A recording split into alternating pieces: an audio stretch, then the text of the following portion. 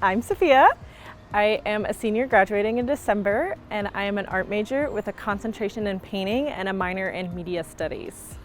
I have a job with the art department currently where I run our socials, so mostly Instagram and Facebook, but I also communicate with our alumni, current students, our faculty, and get a lot of footage and photos all around the building as well. This summer, I have a wonderful opportunity.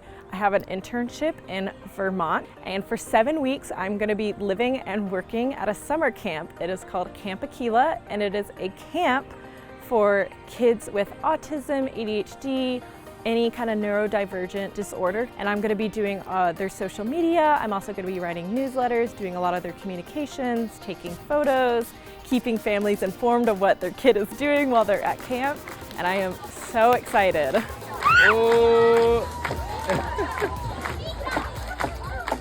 While I'm here at summer session, I'm making sure to take full advantage of our resources that we have on campus. So going to the Career Center and working on resume building to help prepare me for when I start applying to real-world jobs.